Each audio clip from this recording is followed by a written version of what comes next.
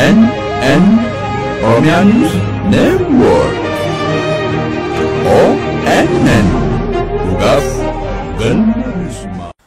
Yooyyaa jenneerra kabajamtoota daawwattootaa fi hordoftoota teennaa qophii addaa isinii qabannee dhiyaanneerraati. Qophii addaa teennaadhaatiin hoogganaa qeerroo Oromoo tokko wajjin karaa bilbilaatiin gaaffiif deebii waliin taasisnee jirraati.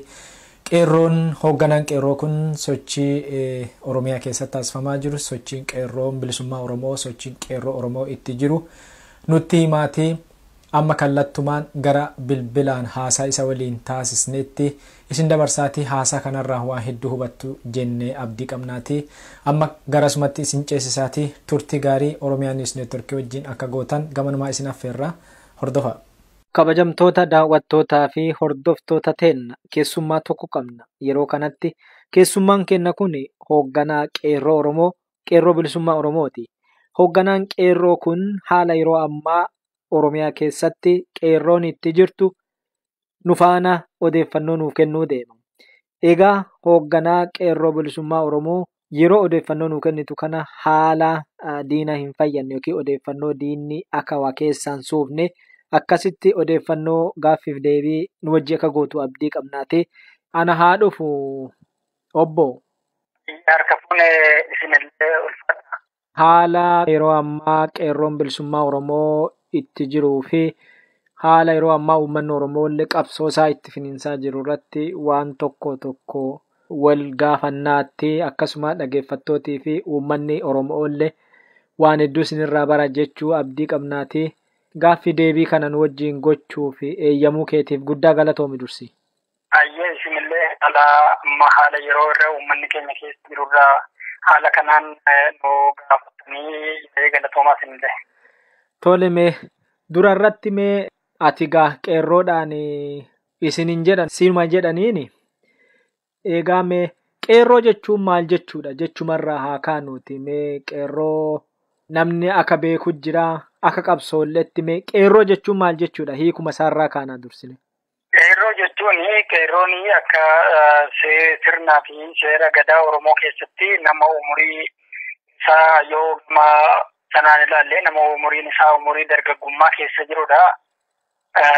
Sanarraayyuu kan maqaa kanaa kan dargaggoota Oromootii fi ilmaan Oromoo umurii sana keessa jiranii sanaan kan waamamanii.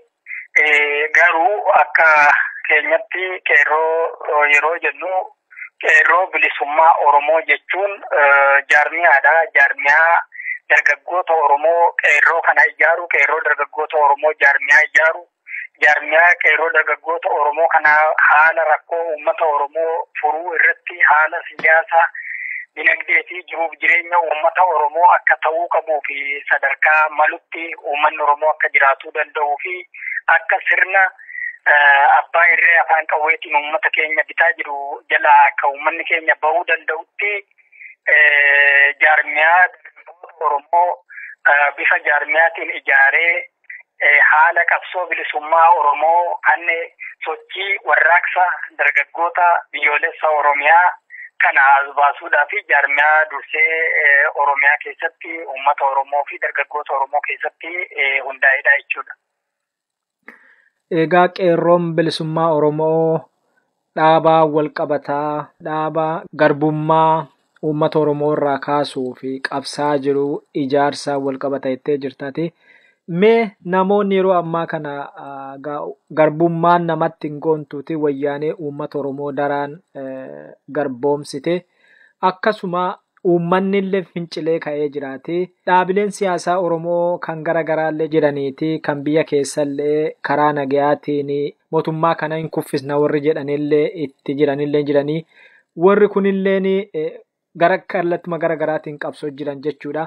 Akkasuma namoonni sabboontonni miseensallee dhaaba kamiifuu hin ta'inillee kan immoo qabsaa jiran jiraachuu malani. Qeerroon bilisummaa Oromoo yoo ijaarsa dhaaba siyaasaatiin karaa sanii hoogganamu teete argitanii dhaaboleen siyaasaa gara biraallee jiranii namoonni wayyaanetti dhagaa darbaa jira hedduudha. Sabboontotaa fi qeerroo kana hoo walitti dhufeenyi isaanii hariiroo isaaniitii fi walhubannoon isaanii ati hoogganaa qeerroo waan taateef mee sabboontotaa fi warroota argitanii miseensa dhaaba kamiyyuu adoon ta'ini kan immoo qabsaa jiran jiraachuu malaniiti. Walitti dhufeenyaaf garaagarummaa isaanii mee akkam naa ibsita? Kuni waan baay'ee gaariidha. Bu'uura fi qabsoodhuma adeemaa jiru keessatti akkuma uummanni Oromoo guddaa ta'ee saba guddaa ta'ee akkuma dacheen Oromiyaa bal'aa taatee hojiin uummata Oromoo bal'aadha. Hojiin haala gabrummaa jaarraa tokkoof walakkaadhaa ol keessa uummanni Oromoo jiru kana keessatti waan bal'aa irratti hojjetee uummata Oromoo waan bal'aa mootummaan garboonfataa gita bittoota waliin baree walirraa fuudhatuun keessatti uummata Oromoo haala rakkisaa keessatti kan uummanni Oromoo waanjoo gabrummaa jalatti tifkamaa ture. Haguma kana hojiin uummata Oromootiif hojjetamu bal'aadha. Akkuma ammarraa tuquudhaaf himuu yaalte garuu akka qeerroo bilisummaa Oromootti qeerroon bilisummaa Oromoo gabaabinatti utuu gara duuba hundeeffamaa fi haala itti darbeessa qeerroo bilisummaa Oromootti achiin deebiin yeroo waan hin qabaanneefu barootuma dhiyoorra yookaan naannoo bara 2014 qabsoo kana haala rakkoo uummanni Oromoo keessatti kufee jiruu fi haala yeroo sensitiivii wanta ta'an waan uummata Oromoo daranuu aadaa isaa, afaan isaa, eenyummaa isaa dhabsiisuudhaaf waan adeemu karoora tartiimoo misooma maqaa magaalaawwan maaster pilaanii magaalaa Finfinnee wal qabatee jiruu fi haala waliigalaa cuunfinee ilaallee booda uummata Oromoo cufaa sabboontota nama dhuunfaadhaan mootummaa Abbaa Irree kana jala dhaabbatu hanga nama jaarmiyaa fi gartuudhaan mootummaa Abbaa Irree kana jala dhaabbatuu fi uummata isaatiif uummata Oromootiif waan hojjeta jedhee nama yaadu hundaaf ibsa bal'aa haala yeroo irratti hundaa'e kenninee yeroo gabaabaa keessatti mootummaan Abbaa Irree barraagee ibsa sanaan barraagee akka sochii keenya fashaleessuu hin dandeenyetti yeroo gabaabaa keessatti sochii keenya ifatti uummata Oromoo walakkaatti dhoosnee uummanni Oromoo akka qooda irraa fudhatuu fi dargaggoonni Oromoo keessattuu beektonni Oromoo fi humni baratee akka qooda irraa fudhachuu danda'utti irratti hojjetamuu danda'eera.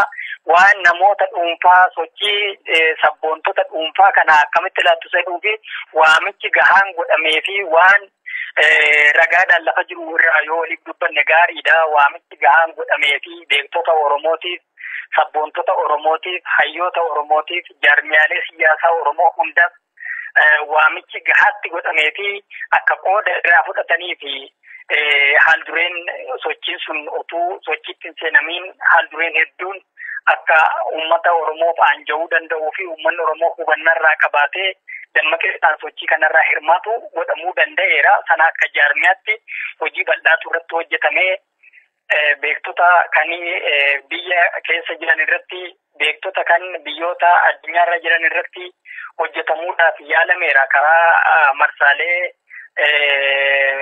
weebsaayitii ofirraa qabnuun kanneen addunyaarra jiraniif waamicha garaagaraa godhaa turre kan biyya keessa jiran hanga xalaadhaan fi qaamaan qunnamuu fi ijaaruu danda'utti hojii bal'aadha. Maaliif biyya Abbaan Irree afaan qawweetiin dinagdeedhaan waa hundaan biyya inni qabee jiru kanaa harka Abbaa Irreetii baasuudhaa fi humna hedduu nama gaafataa, humna namaa nama gaafataa, humna dinagdee nama gaafataa. Qabsoon kun waan bal'aadha kan inni nama gaafatu. Kana cufaa irra aanuu fi mootummaa bakka sochoosuun kan inni danda'amu humna irratti horachuun barbaachisaadha. Uummata kana irratti dammaqsuun barbaachisaadha. Haala fundamental question ta'e uummataaf gaaffii uummata Oromoo bu'uura gaaffii uummata Oromoo kana akka ta'uu qabutti yoo as hin baane gaaffii uummata Oromoo salphaatti diinni danquu danda'a. Akka diinni danquu hin dandeenyeef akka namni qaamni hawaasa kanaa kamuu understanding akka godhuu danda'utti irratti hojjetamuu danda'ameera. Haaluma kanaan warraaqsatti seenamee namoonni sadarkaa namoota dhuunfaarraa kaasee hanga gartuutti warraaqsa kana bira dhaabbachuudhaan warraaqsi kun akka jabaatu, warraaqsi kun cimee sadarkaa barbaadamurra akka ga'u kanneen gumaacha godhanii fi kanneen dirmannaa iyyannaa keenyaa fi waamicha keenya dhaga'anii haga ammaatti kanneen sochii kana cina dhaabbataa jiraniif galanni keenya guddaadha. Kanneen sochii kanarraa moggaatti qabuu barbaadanii sochii kana moggaa dhaabbatanii ilaaluu barbaadaniif ammallee irra deebinee sochiin kun barbaachisummaa isaa uummanni ifatti diinaafis firaafis mirkaneessuu danda'eera. Qeerroonis ifatti uummata Oromoo fi diinaafis Oromoon eenyu akka ta'e mirkaneessuun danda'ame. Oromoon yoo falmate yoo qabsaa'e mirga abbaa biyyummaa isaa gonfachuu akka danda'uu fi bilisummaa isaa harkatti galfachuu akka danda'u ofirratti abdachaa uummata keenya irratti abdachaa waan dhufneef ammas irra deebinee ilmaan Oromoo harka diinaa keessa jiranii fi ilmaan Oromoo moggaatti of qabanii qabsoo kana dhaabbatanii ilaalaa jiraniif ammas irra deebinee waamicha godhuu feena. Haala kanaan egaa namoota dhuunfaarraa kaasee hanga gartuutti akka sochii kanarraa qooda namni fudhatuu fi bu'uurri qeerroon bilisummaa Oromoo haal duree sochii fuuldura godheerraa gara sochiitti erga seenamee booda dirmannaan uummata keenyaa hanga sadarkaa idil addunyaatti ol ka'ee sagaleen uummata Oromoo akka kanaan akka dhageetti argatu kan taasifamuu danda'ee fi qabsoon kunis bifa kanaan kan inni as bahuu danda'e haala kanaan.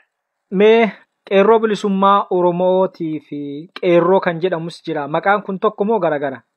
Kuni nu biratti akka jaarmiyaatti qeerroon bilisummaa Oromoo jaarmiyaa sochii dargaggoota biyyaalessa Oromiyaa kan hoogganuu fi kan qindeessu kan ijaaru kan sochii warraaqsa kan dargaggootaan maaliifi irreen biyya tokkoo humni biyya tokkoo biyyi dargaggeessa hin qabne biyyi dargaggoota ofiitiin hin gaggeeffamne biyyi dargaggoota of keessaa hin qabne uummanni dargaggeessa of keessaa hin qabne salphaatti cabuu danda'a. Uummanni dargaggeessa of keessaa qabu dargaggeessa of keessaa qabaachuu qofa miti furmaata kan ta'u uummanni dargaggeessa of keessaa qabaatee dargaggeessa bifa ijaaramee fi bifa qindaa'een of keessaa qabu akka barbaadamutti akka diinni barbaadutti cabuu hin danda'u. Haala kanaan qeerroon bilisummaa Oromoo jaarmiyaadha. Akka jaarmiyaatti hojii jaarmiyaati kan inni hojjetu. Haala kanaan immoo dargaggoota Oromoo ijaaree sadarkaa barbaadamu irraan ga'ee sochii kanas baasuu danda'eera. Qeerroo kan jedhu garuu miseensa jaarmiyaa kanaa ta'uu danda'a. Nama umuriidhaan miseensa jaarmiyaa kanaa keessa jiru qeerroo jechuu dandeenya. Yoo baakkeessinee dhuunfaadhaan waamne qeerroo yeroo jennu nama miseensa jaarmiyaa kanaa akka jaarmiyaa kanaatti miseensa jaarmiyaa kanaa ta'uudhaan kan beeknuu fi akka sirna Oromoo keessa jirutti namni qeerroo kan jedhamu kan uummanni keenya beeku nama umuriin isaa umurii dargaggummaa keessa nama maatii hin godhanne jechuudha. Garuu gama jaarmiyaatiin immoo yoo ilaallu qeerroon miseensa jaarmiyaa kanaatii nu biratti akka jaarmiyaa keenyaatti qeerroo yeroo jennu miseensa jaarmiyaati. Qeerroo bilisummaa Oromoo yeroo jennu jaarmiyaa sochii dargaggoota bilisummaa Oromoo warraaqsa dargaggoota kana qindeessuu fi ijaaruu jechuudha. Amma gaa biyya keessatti namoonni tokko odeeffannoo akka dhaga'aa jirruuf argaa jirrullee karaa feesbuukii karaa garaagaraallee ni akka dhaga'aa jirru akka argaa jirrutti mootummaa lama jira Itoophiyaa keessaa. Daldaltoonni amma keessattuu kan jedhaa jiran lagannaa gabaa kanaan wal qabatee mootummaa lama jira. Tokko mootummaa wayyaanee kanaa lama immoo qeerroo Oromooti. Yoo wayyaanee dhageenye qeerroon nu balleessaa. Yoo qeerroo dhageenye immoo wayyaanee nu kuno nutti jiraati. Mootummaa lama jiraayii jedhanii jiraniiti. Kan akkamiin laaltate hoogganaa qeerrooti? Dubbiin tun dhuguma? Kun waanuma sirriidha. Mootummaa utuu hin taane kan aantummaa uummataaf qabuu fi uummatatti aanee jiru akka mootummaatti kan ibsamu otoo hin ta'in qaama uummata Oromoo kan ta'e rakkoo uummata Oromoo irratti kan adda dureedhaan dammaqinsa guddaadhaan uummata ofii kaasuudhaan uummata ofii hiriirsisee haala rakkoo uummata keessa jiru irratti kan dura dhaabbatee uummata irraa falmaa jiru uummata irraa kan jiru qeerroo bilisummaa Oromooti. Inni kun mootummaa wayyaanee gaaga'ama guddaa keessa galchee sochiin roga kanaan ijaaramaa turee fi sochiin roga kanaan qindeeffamaa turerraa mootummaan wayyaanee ofiifuu mootummaa naannoo Oromiyaa irratti kan ofiisaatii bakka buufatee uummata Oromootiin bitaa ture. Opiidiyoo harka 100% kan ittiin sochii kanaan kan kuffisuu dandeenyee fi uummata Oromoo irraa akka opiidiyoon buutu siyaasni gama opiidiyootiin uummata keenya irratti gaggeeffamu mirga uummata Oromoo kabachiisuu akka hin dandeenye, aangoo uummata Oromoo tiksuu fi uummata Oromoo mirga inni akka namaatti qabu, mirga inni uumamaan qabuu fi mirga inni akka dimokiraasiitti qabu kabachiisuu fi kan hin dandeenyee fi qabeenya uummata Oromoo eegsisuu aangoo hin dandeenyee fi uummata Oromoo kabachiisuu kan hin dandeenye waan ta'eef OPDO'n tootaalii sochii warraaqsaa godhamu kana keessatti kufuu OPDO'tiif ragaan tokkoffaa waggaa tokkoo fi Oromiyaan waraanaan utubamee sirni bulchiinsa sanaa qabamaa ture caalaatti waggaa tokko guutuu addatti labsii waraanaatiin kan Oromiyaan bulaa turte. Aga kana mootummaan naannoo Oromiyaa hin jiru. Mootummaan naannoo Oromiyaa iyyuu kan inni to'atamu waraana kumaandi poostiidhaan dha jechuudha. Mootummaan hin jiru. Waggaa tokko guutuu sana keessatti deebisanii kan ittiin mootummaan abbaa irree wayyaanee kun kan inni Oromiyaa keessa tarkaanfachuu danda'u karaa murna ofiisaatii ijaarrate OPDO kanaan uummata Oromoo bitaa ture waan ta'eef OPDO deebisee ijaaruudhaa fi sirna bulchiinsa waggaa tokkoof state of emergencyidhaan kumaandi poostii jala turseera. Achi booda OPDO ijaaree kan lubbuu itti deebisee akka Oromiyaa keessa ittiin socho'uu danda'utti gara Oromiyaatti deebisee san booda ofiisaa immoo maqaadhaaf state of emergency kaasnee jechuutti deebi'ee sanaan olola itti fufamee amma gaa kan jiru qeerroon olaantummaa akka inni qeerroon bilisummaa Oromoo olaantummaa siyaasaa akka inni Oromiyaa keessatti argamsiise mootummaa sirna bulchiinsa sirna federaalizimiidhaan mootummaa dimokiraatawaa sirna federaalizimiidhaan utubame geggeessaa jira kan sirni EPRDF, TPLF, OPDO dabalatee kan jechaa ture. Siyaasaan hawaasummaadhaan dinagdeedhaan sochiin keenya mootummaa sanaa sadarkaa kufaatii isa dhumaarraan ga'eera. Mootummaan waraana qofarratti akka inni rarra'ee hafu taasiseera. Gama siyaasaan, gama dinagdeetiin, gama hawaasummaatiin kufeera jechuudhaaf hin danda'ama. Mee saatii hin qabnutti gabaasnee wanni saatiin keenya xumuramaa jiraati. Amma uummanni Oromoo keessattuu sabni garboome tokko tooftaa garaagaraa baafatee akka gabaa lagannaa hiriira baa'uu gibira kennuuf hadiduu sabni garboome mootummoota garboonfataa ofirraa kuffisan sabooti addunyaa kanarraa seenaa qaban hedduudha. Uummanni Oromooillee kanallee qawwee qofa osoo hin taane kanallee jalqabee kun amma guutuu Oromiyaa keessatti mootummaa wayyaanee kirkirsiiseera. Mee sochii gabaa lagannaa kana keessatti sochiin qeerroo maal fakkaataa? Akkamiin laaltaa? Maal fakkaata? Inni kun sochiin gabaa lagannaa kun kan har'arraa yookaan waan yeroo gabaabaa kana qofarraa irraa dubbannu miti bal'aadha. Hojii bal'aatu hojjetamaa ture. Ibin har'a qofaa osoo hin taane 2005 bara warra fincilli diddaa gabrummaa kan dargaggoota Oromoo tokko jedhee Oromiyaa keessatti bifa qindaa'ee fi ijaarameen kan inni eegale yeroo sanas akkasuma bifa qindaa'een uummanni keenya dinagdee isaa yoo irraa ittise qabeenya isaa mootummaa abbaa irree kanarraa buusuu fi daldala adda addaa yoo mootummaa abbaa irree kanarraa kute mootummaa abbaa irree kana daran dinagdeetiin jilbeeffachiisuu hin danda'a. Raafaman taane keessa galchuu danda'a kan jedhamurraa muuxannoon kun durumaan hin tureera. Muuxannoon famee uummata gidduutti shaakalliin qabsoo uummata gidduutti godhamu kun tokkoffaa dargaggoota Oromoo qabsoo barsiiseera. Uummanni akka waliigalaatti haalota kanarraa baratee qabeenya isaa ittifachuu fi sochii kanarratti haalli Oromiyaa keessatti deddeebi'ee warraaqsi godhamu kanarraa uummanni Oromoo waliigalatti mirga isaatiif falmachuu barateera. Akkatti mirga isaatiif falmatu akkatti of kennee dhimma isaarratti kan kooti jedhee hiriiree falmatu uummata barsiisuu danda'eera. Haala kanarraa uummanni hiriiree falmachaa jira. Kan dhiyoo kana kan amma baatii lamaa badeemaa jiru sochiin kuni sochiin diddaa gibiraa fi duula gabaa lagannaa fi gidiraa mootummaan wayyaanee uummata keenyarra kaa'aa jiru kuni baatii lamaafidha kan inni gaggeeffamaa jiru. Walumatti gara baatii lamaatti dhiyaateera. Akkuma daballiin gibiraa dachaa sadii oliin uummata irratti dabaleeni haalli uummata keessa jiru warraaqsa kanaaf heeyyamamaa ta'ee argame. Haala heeyyamamaa ta'e kanatti fayyadamuudhaan uummanni keenya akka qabeenya isaa ittifatuu fi akka diddaadhaan jala dhaabbachuu danda'utti addi bilisummaa Oromoo adoolessa 11/2017 ibsa kennee haala kana akka mormuu fi akka uummanni Oromoolee diddaadhaan jala dhaabbatee mootummaa abbaa irree kanaatiif buusee rasaasa ittiin bitee ilmaan Oromoo ajjeesu kanaaf buusii akka hin buufne ejjennoon lafa kaa'amee ibsa sana booda nuti wal duraa duubaan ibsa garaagaraa haalota garaagaraa irratti haala itti sochiin kun milkaa'uu danda'uu fi hojiirra ooluu danda'u irratti hojjetamaa ture.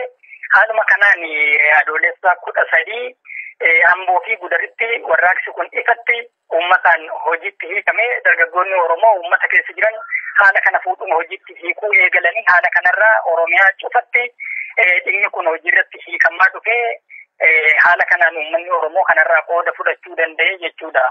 Warraaqsi kun ammaan yeroo garaagaraatti ibsa garaagaraa baasaa turre ibsa sun uummata gidduu tamsa'aa ture uummanni akkamitti akka hojiirra oolchuu qabu maalirratti akka xiyyeeffachuu qabu akkamitti akka mootummaa kana dadhabsiisuu akka danda'u haalli hojjetamaa ture daran jajjabeessaa fi waan milkii qabudha. Haala kanaatiin kanii warraaqsi kun sadarkaa kanatti dhufuu danda'e.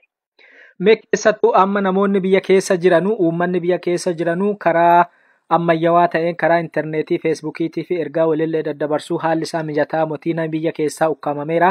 Namoonni biyya alaa jiran immoo warroonni diyaaspooraa kun namoonni hedduun sagalee uummata biyya keessaatiin illee ta'anii karaa garaagaraatiin karaa miidiyaatiif illee karaa feesbuukiitiin illee ergaa warri dabarsan jiranii. Kun immoo hammam qeerroo bilisummaa Oromootii fi uummata sabboontota biyya keessaa qabsoo finiinsaa jiran gargaara jettee yaadda? Kuni maalinni amma uummata keenyaaf nuti durumaan akkuma irraa tuquu yaale uummata biyya keessa jiruu fi uummata biyya hambaa jiru cufaafu waluma qixa waamicha goone garaagarummaan uummata ala jiruu fi uummata biyya keessa jiru nu biratti uummata biyya keessa jiru ijaarsatu jira caasaa dargaggootaa ijaaruutu jira caasaa uummata kanaa sadarkaadhaan uummanni ijaaramee akka mirga isaatiif falmatuu fi akka waan isaarratti wal cina dhaabbatee akka of kabachiisuudhaaf akka uummanni falmatu kan godhamaa ture nurraa fageenya Oromiyaarraa fagaatanii kanneen jiran biyyoota hambaa keessa kanneen jiraniif immoo sochii kana cina dhaabbatanii akka sochii kana jabeessaniif waamichi godhamaa ture. Kanaaf kan duubarraa gara biyya keessatti karaa marsaalee sooshaal miidiyaatiin haalonni godhamanii yoo sochii akeekaati yoo sochii kanaa kan faallessaniiti moggaatti ba'anii akeeka nama dhuunfaa fi kaayyoo nama dhuunfaa dhimma dhuunfaadhaaf kan oolu kan moggaatti dhiibbatu yoo ta'e faallaa qabsoo kanaa fi faallaa sochii kana adeemsa sochii kanaa kan faallessu yoo ta'e bu'aa uummata Oromoo injifannoolee hanga ammaatti argaman kana walitti bu'uu fi dhamaatii uummata keenyaa fi dhamaatii qabsoo bilisummaa Oromoo kan wareegamni guddaan irratti kaffalame kana galata dhorkuu ta'a. Garuu akkuma waamicha godhaa turre akeekumaa fi kaayyoo sana kan utubuun dhaamsi ta'uu fi deeggarsi gama hundaatinuu ta'u yoo itti fufe ammallee waan feesisuu fi waan barbaadamudha. Maaliif yeroon kun addunyaa jaarraa 21ffaa keessa jirra waan ta'eef yeroo itti namni bu'aa wal saamuu fi seenaa wal saamuudhaaf jedhee waan dogoggoraa waan karaa qabsoo bilisummaa Oromoo uummata Oromootti dheeressuu danda'u hojjechuurraa namni kamuu yoo of qusate gaariidha. Akeekuma itti warraaqsi kun as ba'e sanumaanii of ilaalaa adeemuu fi sana keessatti nama dhuunfarraa kaasee hanga gartuu garaagaraa fi hanga jaarmiyaalee siyaasaatti iyyuu sochichuma utubuu fi sochicha cina dhaabbachuun akka uummanni kun milkaa'uu fi mirga abbaa biyyummaa isaa gonfatee akka uummanni Oromoo bilisoomu sana utubuu irratti xiyyeeffachuutu gaariidha. Gama keenyaa kanuma kan nuti dhaabnus sanarraan ala moggaatti bahee kan sochii kana moggaatti dhiibee sochii kanarraa gara ofii fedhuu fi gara fedhii nama dhuunfaatti jallisuu fi gara bu'aa biraatti jallisuudhaaf kan tattaafatu yoodhaa jiraate gaarii akka hin taanee fi ittis milkaa'uu akka hin dandeenye ni hubachiifna. Uummanni Oromoos kanuma hubachuudhaan qeerroon dargaggoonni Oromoos kanuma hubachuudhaan keessattuu kan nuti dhaamaa turree fi kan nuti irraa uummata keenya hubachiisaa turre wal jala dhaabbachuun akka hin barbaachifnedha. Qabsoo bilisummaa Oromoo keessatti qaamni kamuu wal utubuu fi sochii kanaa fi akeeka qormaata mataa isaatiin uummataaf as bahee qabsoo uummataayyuu ta'ee uummanni Oromoo waliigalatti irraa qooda fudhate kana cina dhaabbachuu fi utubuudha wanti barbaachisu. Ammatti sochii kanatti abbaa ta'uu fi sochii kanatti mataa ta'uu wanti seensisuu fi wanti nama mudduu takkaallee hin jiru. Maaliif sochichi abbaa qaba.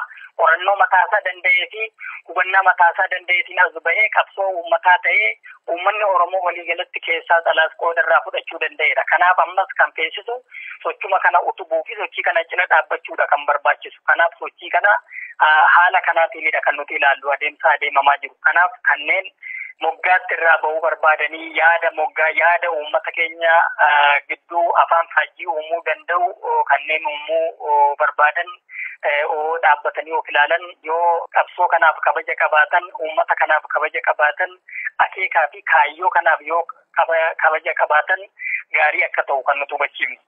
Yoo sanan taane garuu rakkoodha. Dhumarratti keessattuu Oromoon kallattii garaagaraatiin ijaarameeti kan qabsaa jiru. Qabsoo kana wal saamuun egaa abbaatti ta'anii kan abbaa dhoowwachuun gaariin ta'u namni kamiyyuu sabni garboome qixxee garboomeeti. Qixxumaa kallattii danda'u hundaan namni alaanis manaanis kallattuma danda'uun sabni garboome tokko diina isaatti dhagaa darbachuudhaan dhagaan kallattii garaagaraatiin diinarra darbatame diina laaffisa. Wal hubachuu akka danda'u dhaabbileen siyaasaa Oromoo garaagaraatiif illee akkasuma aktiivistoonni yookiin rogeeyyii Oromoo kan Oromoodhaaf dhaabbatanii kallattii adda addaatiin falmanillee wal hubatanii namuu kallattii danda'een karaa danda'een wal dura dhaabachuu akka hin taane namuu diina isaarratti wayyaanee qofarratti akka xiyyeeffatuu fi gabaasitee daqiiqaa tokkotti maal dhaamta?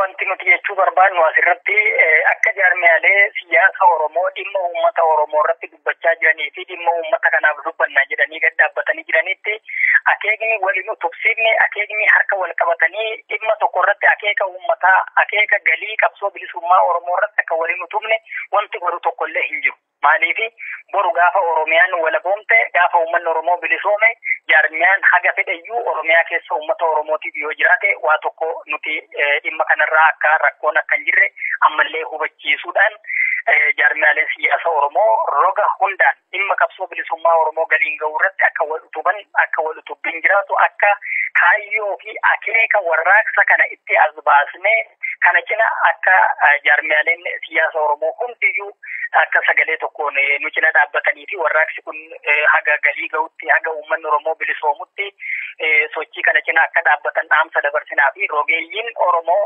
ofii hayyoonnii fi beektonni Oromoo addunyaa jiran dhugaadhaaf uummata Oromootiif wabii darbaa jiranii fi uummata Oromoof dhaabbachaa jiran sochiin kun akka milkaa'uu fi akeekni kun galii isaa akka ga'uu fi gumaachi godhaa jiran daran dachaadhaan dabaluu qaba.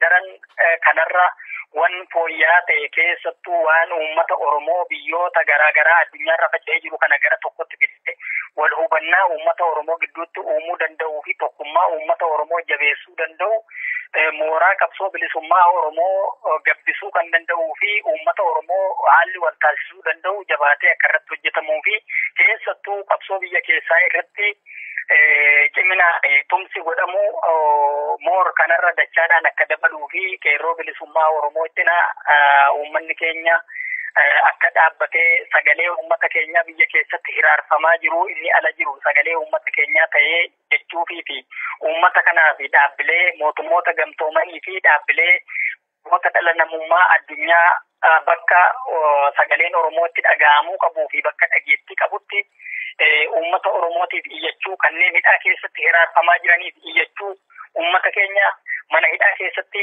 miidhamaa jiranii fi haala mootummaan abbaa irree qabinsa mirga dhala namaa qabinsa mirga dimokiraasii haala waliigala miidhaa uummata Oromoo irra qaqqabaa jiru kana addunyaa dhageessisuu irratti uummanni inni duuba jiru keessattuu rogeeyyiin Oromoo fi beektonni Oromoo dhimmoota akkasii kanaaf xiyyeeffannaa addaa kennuudhaan yoo irratti hojjetan gaariidha.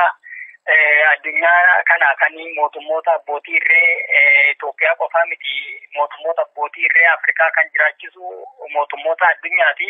Kanii fi dhiibbaan barbaadamu mootummaa abbaa irree irraa akka godhamuuf xiyyeeffannaan roga kanaan akka argatu waan kanarratti dhaammachuu barbaanna. Uummanni Oromoo ammas sochiin keenya hanga qabsoon bilisummaa Oromoo galma ga'utti warraaqsi keenya hin dhaabbatu amma uummanni Oromoo bilisoomee Oromiyaa walaboomtutti hanga mirgi hiree murteeffannaa uummata Oromoo kabajamutti qabsoon uummata Oromoo keessattuu kan qeerroo dargaggoota Oromootiin sochiin biyyoolessa Oromiyaa geggeeffamaa jiru kun takka hin dhaabbatu haala jirurra dhaabbannee yeroo irraa gara yerootti sagantaa sochii warraaqsa kanaaf teessisu yeroo irraa gara yerootti uummata keenyaa fi ibsii fi dhaamsi garaagaraa carraa argame kamiin iyyuu uummata keenya biraan ga'uu fi uummata keenya qabannee qabsootti jirra waan ta'eef qabsoon fuulduratti uummanni keenya jabaachuu qabaa wal jabeessuu qabaa harka wal qabannee tokkummaadhaan mootummaa abbaa irree kallattii meeqaan bittaa umurii dheereffachuu fi Oromiyaa saamuu itti fufuu barbaadu kana dhaabsisuutu nurra jiraataa Oromoon isa kanarratti xiyyeeffannaa addaa akka kennu waliigalatti dhaamsa keenya dabarfachuu barbaanna kanatti carraa kanatti fayyadamne. Tole qeerroo hoogganaa qeerroo dhaamsaa fi yaada nuu kennitee guddaa galatoomiiti horii bule. Ayyee isinillee baay'ee galatooma.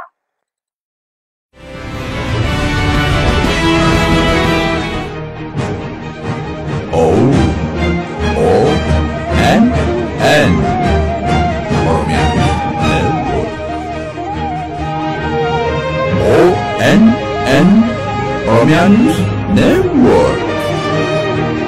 ONN